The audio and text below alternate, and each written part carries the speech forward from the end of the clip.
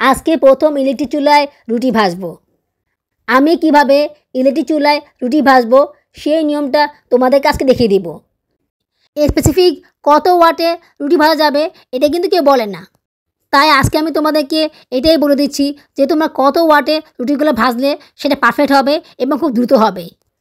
Electric চুলা কিনাতে আমার অনেক সুবিধা হয়েছে। আমি প্রথমে একটু ভয় পেয়েছিলাম কিভাবে কি করব, কিন্তু এখন ইউজ করতে করতে অনেক বেশি ইজি হয়ে গেছে আমার কাছে। একসাথে কত কিছু কেনা হয়ে গেল। আসলে চাইলেই সব কিছু হয়, নিজের মনের ইচ্ছাশক্তিটা লাগে। আসলে মেয়ে মানুষের কষ্ট মেয়েরাই বুঝে, পুরুষ মানুষরা কখনো মেয়ে মানুষের কষ্ট বুঝে না। অনেক দোকানদারকে দেখেছি তেল ছাড়া ডিম ভাজতে, তাই আজকে আমি তেল ছাড়া ডিম ভাজতেছি।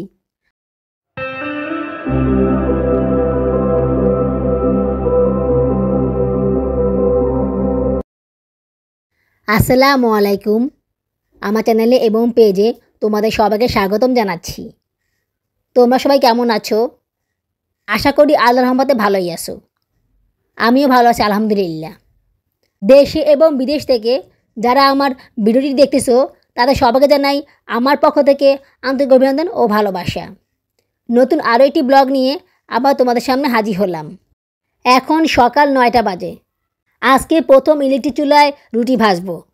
আমি মূলত এই চুলাটা কিনেছি সকালবেলা নাস্তা বানানোর জন্য। তোমরা তো সবাই জানো যে সকালবেলা নাস্তা বানাতে আমার কত কষ্ট হয়। ওই সময় আসলে গ্যাস থাকেই না বলতে গেলে। আমি কিভাবে ইলেকট্রিক চুলায় রুটি ভাজবো সেই নিয়মটা তোমাদের কাছে দেখিয়ে দিব। যারা প্রেস্টিজ চুলা ইউজ করবে তারা সব সময় হটপটের অপশনটা দিয়ে রাখবে। হটপটে অপশন দিয়ে রাখলে সব ধরনের রান্নাবান্নার কাজ খুব সহজেই করা যায়। সেক্ষেত্রে তুমি তোমার ইচ্ছে মতো ওয়াটকে বাড়াতে বা কমাতে পারবে। কিন্তু এটা ছাড়া তুমি যদি অন্যান্য অপশনগুলো ক্লিক করো তাহলে ওই অপশনগুলো অনুযায়ী ওয়াটটা ইউজ হবে। ইলেকট্রিক চুলা ইউজ করার আগে গ্যাসের চুলা কী অবস্থা দেখে নেই। যদি গ্যাসের চুলায় তাপ থাকে তাহলে সেখানেও রুটি সেঁকে নিব, সেক্ষেত্রে সময়টা কম লাগবে। দেখো গ্যাসের কী অবস্থা। এই গ্যাসে তো রুটি সেঁকা কখনোই সম্ভব না। এই গ্যাসে রুটি সেঁকতে গেলে 2 ঘন্টার নিচে সেঁকা যাবে না, তাও রুটি সেঁকা হবে না, শক্ত রয়ে যাবে। আমার এই তাওয়াটা অনেক আগের তাওয়া, বাবুরাব্বু আমাকে কিনে দিয়েছে। দেখো কি অবস্থা হয়েছে তাওয়াটার। তাই আমি নতুন একটা তাওয়া কিনে নিয়েছি। দেখা যাক এই তাওয়াটা কতদিন যায়। এইটা 26 cm, এইটার দাম পড়েছে 1000 টাকা। এটা সহ 8 পিসের সেট কিনেছিলাম। স্টিকারটা খুলে নিচ্ছি। আজকে প্রথম এই তাওয়াটা ইউজ করব, তাই ভাবলাম তোমাদের সাথে শেয়ার করি তাওয়াটা কীভাবে কাজ করে। স্টিকারটা খোলার পরে এটাকে ভালোভাবে ধুয়ে মুছে তারপরে চুলায় দিব। ইলেকট্রিক চুলায় যাই বসাবে সেটা কিন্তু অবশ্যই মুছে দিবে। মানে যে পাত্র বসাবে ওই পাত্রের নিচে যেন কোনো প্রকার পানি না থাকে, সেদিকে অবশ্যই খেয়াল রাখবে। নন স্টিকের জিনিসপত্র ইউজ করার ক্ষেত্রে 3টে বিষয় অবশ্যই খেয়াল রাখতে হবে। প্রথমটা হচ্ছে এটাতে কোনো প্রকার স্টিলের জিনিস ইউজ করা যাবে না, কোনোভাবেই তুমি এটা ইউজ করতে পারবে না। তবে ননস্টিকের ফ্রাই প্যানের পিছনে যে স্টিলের অংশটি আছে ওই অংশে তুমি স্টিলের মাজনি ইউজ করতে পারো, এক্ষেত্রে কোনো সমস্যা হবে না। আমার এই তাওয়ার পিছনে কালো রঙের দাগ পড়েছিল, সেটাকে আমি স্টিলের মাজনি দিয়ে ডোলে বসা করে নিয়েছিলাম। পিছনের অংশটুকু ছাড়া আর সব জায়গায় নরম মাজনি ইউজ করতে হবে। ওসব জায়গায় স্টিলের মাজনি ইউজ করলে এটা খুব দ্রুত নষ্ট হয়ে যাবে। এখন আমি লাইনটা অন করে দিচ্ছি। লাইন অন করার পরে এই দাগটা আসে, তারপরে নিচে লেখা অন স্ক্রিনে চাপ দিতে হবে। অন স্ক্রিনে চাপ দেওয়ার পরে ফাংশনে চাপ দিতে হবে। দেখো ফাংশনে চাপ দেওয়ার পরে ওয়াটটা শো করতেছে, তার মানে তুমি তোমার ইচ্ছা মতো এই ওয়াটটাকে বাড়িয়ে বা কমিয়ে নিতে পারো। আমি যেহেতু কোনো দিন এই চুলা ইউজ করিনি তাই প্রথমেই 500 ওয়াট দিয়ে দেখলাম, দেখি কতটুকু গরম হয়। কিছুক্ষণ অপেক্ষা করে দেখি গরম কতটুকু হয়েছে। মাঝখানে হাত দেওয়া যাচ্ছে, কোনো সমস্যা হচ্ছে না। চারপাশে কিন্তু তোমরা হাত দিতে পারবে, সে জায়গায় কোনো তাপ থাকে না। কিছুক্ষণ অপেক্ষা করার পর দেখলাম গরম হচ্ছে না, হাতটা দেওয়া যাচ্ছে, তার মানে ওয়াটটা আরও বাড়িয়ে দিতে হবে। আমি ওয়াটটা বাড়িয়ে 800 করে দিলাম। এখন দেখি কতটুকু গরম হচ্ছে। আমি এভাবে করে দেখিয়ে দিচ্ছি যাতে করে তোমরা বুঝতে পারো রুটি বানানোর ক্ষেত্রে অ্যাকচুয়ালি কতটুকু ওয়াট দরকার হয়। মোটামুটি গরম হয়েছে, এখন আমি একটা রুটি দিয়ে দিচ্ছি। আমি অনেক ভিডিও দেখেছি, অনেকে অনেক ধরনের ওয়াট বলে, কেউ বলে 1000, কেউ বলে 1600। এই পেস্টি চুলায় অনেকে বলে 1000 ওয়াটে রুটি ভাজা যাবে, আবার অনেকে বলে 1300 ওয়াটে রুটি ভাজা যাবে। স্পেসিফিক কত ওয়াটে রুটি ভাজা যাবে এটা কিন্তু কেউ বলে না, তাই আজকে আমি তোমাদেরকে এটাই বলে দিচ্ছি যে তোমরা কত ওয়াটে রুটিগুলো ভাজলে সেটা পারফেক্ট হবে এবং খুব দ্রুত হবে। দেখো 800 ওয়াটে কোনো কাজ হচ্ছে না, আমি এটাকে আরও বাড়িয়ে 1000 করে দিলাম। এখন দেখি রুটিগুলো ভাজা যায় কি না। এই মুহূর্তে যারা আমার ভিডিওটি দেখতেছো তারা লাইক করে আমার পাশে থেকো, আর যদি খুব বেশি ভালো লেগে থাকে তাহলে আমার চ্যানেলটিকে সাবস্ক্রাইব করে আমাকে আপন করে নিও। তোমাদের সাপোর্ট ছাড়া আমি কখনোই সামনে আগাতে পারবো না। তোমরা তো জানোই যে আমি কত কষ্ট করে ভিডিও আপলোড করি। অনেক সময় ভিডিও আপলোড দেওয়া মিসও হয়ে যায়। তোমরা যদি আমার পাশে থাকো, আমাকে সাপোর্ট করো, তাহলে আমি প্রতিদিন ভিডিও আপলোড করতে পারবো ইনশাল্লাহ। 1000 ওয়াটেও কোনো কাজ হচ্ছে না, এখন এটাকে বাড়িয়ে 1300 ওয়াট করে দিলাম। দেখি এখন কি হয়।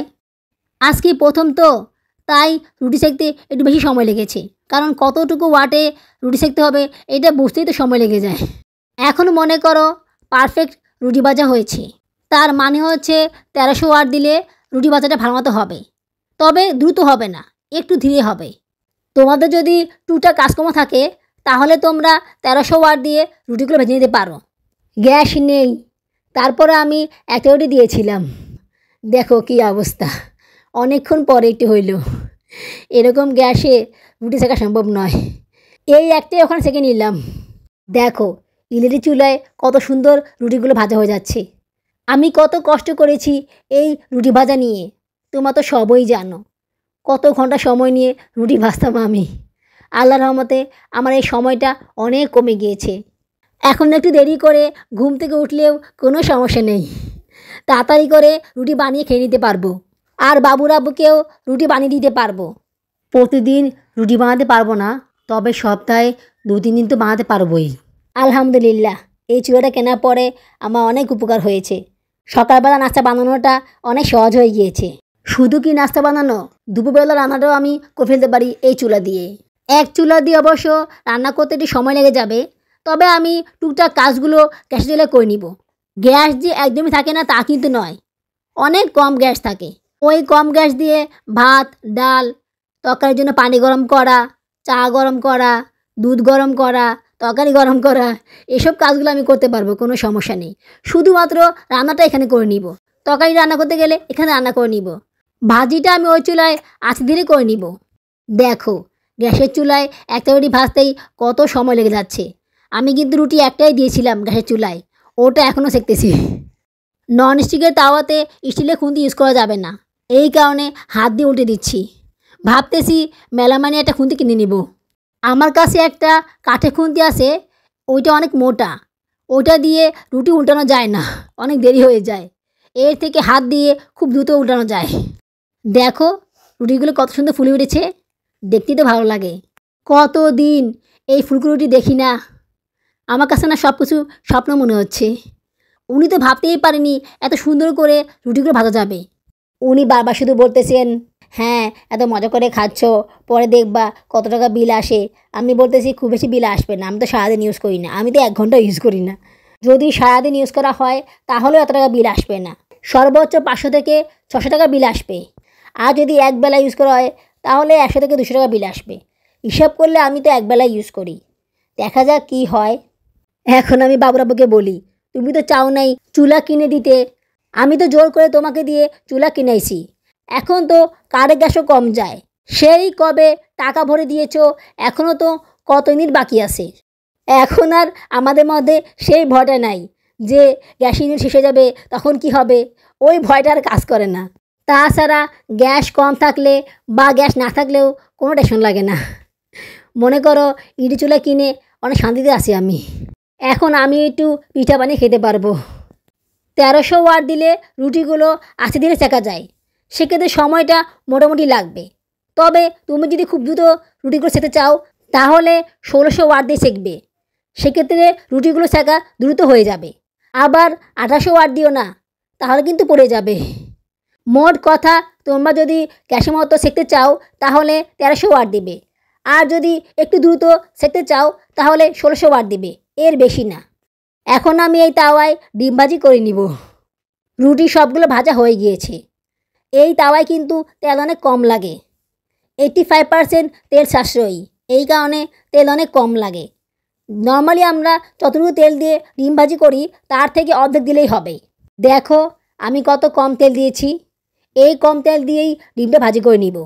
ওয়াটটা কিন্তু সেমই আসে, 1300 ওয়াট। বাবুর আব্বু পেঁয়াজ মরিচ দিয়ে ডিম ভাজি খেতে বেশি পছন্দ করে, আমার কাছেও ভালো লাগে।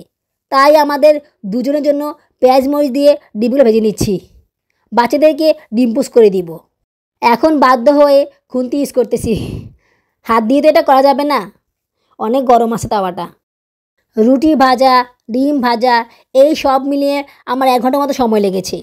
গ্যাসের চুলা হইলে 2 ঘন্টাও হইতো না। এখন জীবনটা অনেক সহজ মনে হচ্ছে, রান্না করাটা অনেক ইজি হয়ে গেছে আমার কাছে। সারাদিন কিন্তু গ্যাস থাকে না তেমন। দুপুর 2টা পরে গ্যাস বেড়ে যায়, আবার 6টা বাজে কমে যায়। সেই গ্যাসটা কমতে কমতে 10টা বাজে অনেক কমে যায়। তারপরে 11টা বাজে একটু বাতা থাকে, 12টা বাজে তো ফুল গ্যাস থাকে। ওই সময় গ্যাস দিয়ে আমি কী করব? ইলেকট্রিক চুলা কিনাতে আমার অনেক সুবিধা হয়েছে। আমি প্রথমে একটু ভয় পেয়েছিলাম কিভাবে কি করব, কিন্তু এখন ইউজ করতে করতে অনেক বেশি ইজি হয়ে গেছে আমার কাছে। এখানে কিন্তু সিলভারের পাতিল ইউজ করা যাবে, তবে সেটা ফ্ল্যাট, মানে নিচটা সমতল হতে হবে, সমান হতে হবে। যদি নিচটা সমতল না হয় তাহলে কিন্তু সেটা গরম হবে না। আবার পাতিল দেওয়ার পরে নড়াচড়া করলেও কিন্তু হবে না, একদম স্থির থাকতে হবে। আমার কাছে সিলভারের যে পাতিলগুলো আছে ওগুলো সমতল না। 2টা সসপ্যান আছে সমতল, ওগুলো দিয়ে ট্রাই করব। আর কিছু পাতিলও সমতল আছে, ওগুলো দিয়ে ট্রাই করে দেখব। যদি রান্না করা যায় তোমাদের সাথে অবশ্যই সেটা শেয়ার করব। তবে আপাতত আমি কিয়ামে সেগুলো দিয়ে রান্না করতেছি। মিল্ক প্যান দিয়ে ত্বকে রান্না করতেছি, সুন্দরভাবে রান্না করা যায়। তোমাদেরকে একদিন রান্না করে দেখাবো। ভাবতেছি 2টা ক্যাসারোল আর 2টা কড়াই কিনবো। যেই কড়াইগুলো কিনেছি ওগুলো একটু বড় হয়ে গিয়েছে, ক্যাসারোলটাও অনেক বড় হয়ে গিয়েছে। তরকারি রান্না করার জন্য একটু ছোটো ক্যাসারোল এবং ভাজি করার জন্য ছোটো কড়াই লাগবে। আসলে আমি বুঝতে পারিনি এগুলো যে এতটা বড় মাপের হয়ে যাবে, ভাবতে পারিনি। আমি তো কখনো কিনিনি, তাই বুঝতে ভুল করেছি। মিল্ক প্যান দিয়ে আমি যেসব তরকারি রান্না করি সেগুলো রান্না করা হয়ে যায়। তার মানে বুঝো মিল্ক প্যানটাই কত বড়। ওই মাপের একটা ক্যাসারোল কিনবো এবং ওর থেকে আর 2 ইঞ্চি বড় আরেকটা ক্যাসারোল কিনবো। ভাজির জন্য 24 মিলি কড়াই কিনবো আর 26 মিলি কড়াই কিনবো। মোট 4টা হাঁড়ি কিনবো। এই 4টা হাঁড়ি দিয়েই আমার প্রতিদিনের রান্নাবান্না সব করা হয়ে যাবে। যেহেতু ইলেকট্রিক চুলা আর গ্যাসের চুলা 2টা মিলে রান্না করব, তাই সব সময় এক ধরনের পাতিল ইউজ করব। একসময় সিলভার, একসময় ননস্টিক, এভাবে ইউজ করব না। তাছাড়া সিলভার পাতিলগুলো ইউজ করলে ধুতে অনেক কষ্ট হয়। একটু দাগ পড়লেই স্টিলের মাজনি দিয়ে বারবার ঘষতে হয়। ননস্টিকের প্যানগুলো কিনলে এত কষ্ট করতে হয় না, জাস্ট নরম মাজনি দিয়ে মুছে দিলেই হয়। তবে রান্নার সময় একটু খেয়াল রাখতে হবে এটা যাতে খুব বেশি হিট না হয়। খুব বেশি হিট হলে কিন্তু এটা পুড়ে যাবে, আর পুড়ে গেলে কিন্তু তখন সেটা কালো হয়ে যাবে। একসাথে কত কিছু কেনা হয়ে গেল। আসলে চাইলেই সব কিছু হয়, নিজের মনের ইচ্ছাশক্তিটা লাগে, সেটাই বড় কথা। বাবুরাবু তো কিনে দিতে চায়নি। আমি কত যুদ্ধ করে, কত রিকোয়েস্ট করে, কত আকুতি মিনতি করে কিনিয়েছি। তাও আমাকে কিছু টাকা হেল্প করতে হয়েছিল, না হলে তো কেনাই হতো না। যাক, টাকা খরচ হলেও ভালো, কেনা তো হয়েছে। নিজের মনের ইচ্ছাটা তো পূরণ করা হয়েছে। কজন মেয়ে বা পারে নিজের ইচ্ছাটা পূরণ করতে? ওদেরকে তো সব সময় কষ্টই করে যেতে হয়। স্বামীর কাছে কিছু চাইলে সেগুলো অনেক সময় পাওয়া যায় না, উল্টো আরও অনেক কথা শুনতে হয়। আসলে মেয়ে মানুষের কষ্ট মেয়েরাই বুঝে, পুরুষ মানুষরা কখনো মেয়ে মানুষের কষ্ট বুঝে না। অনেক দোকানদারকে দেখেছি তেল ছাড়া ডিম ভাজতে, তাই আজকে আমি তেল ছাড়া ডিম ভাজতেছি। হচ্ছে তো, তেল ছাড়া ডিম পোস্ট করতেছি। তেল ছাড়া ডিম পোস্ট করলে গ্যাসের আঁচটা একটু কমিয়ে দিতে হবে। আমার এখানে 1300 ওয়াট আছে, এই কারণে খুব তাড়াতাড়ি হিট হয়ে ডিমটা নিচে থেকে লেগে যাচ্ছে। তেল দিলে অবশ্য এটা হতো না। হিট কমিয়ে রাখলে তেল ছাড়া যে কোনো কিছু ভাজা যাবে, তবে তেল দিয়ে ভেজে নেওয়াই ভালো, কারণ তেল ছাড়া ভাজতে গেলে অনেক সময় লেগে যাবে, আর ওগুলো খেতেও ভালো লাগে না। আমার কাছে তো ডিম পোস্টটা ভালো লাগেনি, কেমন জানি লেগেছিল কাগজের মতো। বাচ্চাদের কাছেও ভালো লাগেনি। আসলে সবসময় তেল দিয়ে খাওয়ার অভ্যাস তো, তাই হয়তো ভালো লাগেনি। দেখো কুসুমটা কিন্তু ফেটে যায়নি, একদম ঠিক আছে। হালকা পাতলা যেসব দাগ পড়েছে সেগুলো খুন্তি দিয়ে উঠিয়ে নিচ্ছি। ব্যাপারটা কিন্তু আমার কাছে খুব ভালো লাগতেছে, অনেক মজার একটা বিষয়, তাই না? বাবুরাবু তো প্রায় সময় বলে তেল ছাড়া ত্বকে রান্না করে দিতে, কম তেল দিয়ে ডিম ভাজি করে দিতে। তেল ছাড়া রুটি ভেজে দিতে। এখন থেকে ওনাকে তেল ছাড়া ডিম পোস্ট করে দিব, দেখি কি বলে, খেতে পারে কি না। এটা অনেক ভালো হয়েছে। দেখা যায় অনেক সময় তেল থাকে না বা তেল কম থাকে, তখন ডিম পোস্টটা সহজে করা যাবে, সমস্যা হবে না। আমি তো ভাবতেছি এখানে তেল ছাড়া পেঁয়াজ আর মরিচ মাখিয়ে ডিম ভাজি করে নিব, দেখি হয় কি না। দেখো কুসুমটা বেরিয়ে গেছে, তাও ফেটে যায়নি। আসলে তেল ছাড়া ডিম পোস্ট করা যায়, দেখলাম তো করে। তোমরা কি বলো? তোমরাও বাসায় এভাবে করে ট্রাই করে দেখো। আল্লাহ, এটা তো একবারে মাছ হয়ে গিয়েছে, দেখো সাইজটা কেমন মাছের মতো লাগতেছে। দেখতেই সুন্দর লাগতেছে। তবে এই ডিমটা জোরে রাখতে গিয়ে কুসুমটা ফেটে গিয়েছে। যাদের সুগার আছে বা প্রেশার বেশি, তারা কিন্তু তেল ছাড়া ডিম পোস্টটা করে খেতে পারে, অনেক উপকারী হবে ওদের জন্য এটা। ডিম পোস্ট করা হয়ে গিয়েছে, এখন চুলাটা অফ করে দিচ্ছি। চুলাটা অফ করে দিলে এখানে হট লেখা আসবে আর ফ্যানটা চলতে থাকবে।